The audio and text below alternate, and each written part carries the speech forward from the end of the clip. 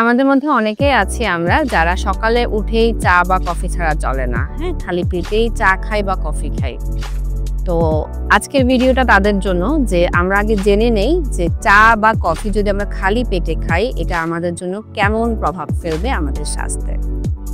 সকালবেলা যদি আমরা খালি পেটেই চা বা কফি খাই তাহলে চা এবং কফিতে থাকা যে ক্যাফেইন এবং ট্যানিন আছে এটা কি করে আমাদের পাকস্থলীতে গিয়ে অ্যাসিড তৈরি করে।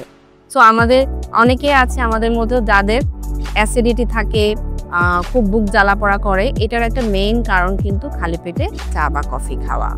এছাড়াও চা বা কফি কি করে বিভিন্ন ধরনের হরমোনাল ইমব্যালেন্সও করতে পারে। আমাদের যে হরমোনের যে ব্যালেন্স আছে দীর্ঘমেয়াদী যদি আমরা চা বা কফি এভাবে খালি পেটে খেতে থাকি তাহলে সেটা আমরা দীর্ঘমেয়াদী হরমোন অসামঞ্জস্যতা যে সমস্যাগুলোয় পড়ি সেগুলা তৈরি করতে পারে।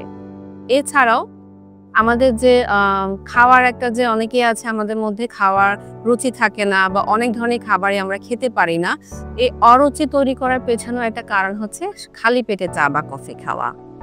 খালি পেটে চা বা কফি খেলে আমরা GERD প্রবলেমে পড়তে পারে, যে অ্যাসিড রিফ্লাক্স যে প্রবলেমটা সেটাও হতে পারে। দীর্ঘমেয়াদী যদি এভাবে এই অভ্যাসটা আমাদের থাকে তাহলে দেখা যায় IBS প্রবলেমও হতে পারে।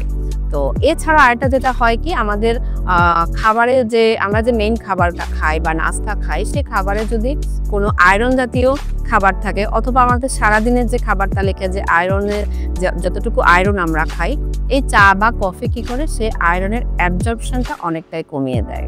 সো আপনার যদি খুব বেশি চা বা কফি খাওয়ার অভ্যাস থাকে তাহলে আমাদের সাজেশন থাকবে সেটা হচ্ছে যে নাস্তার 40 থেকে 45 অথবা 1 ঘন্টা পরে খাওয়া।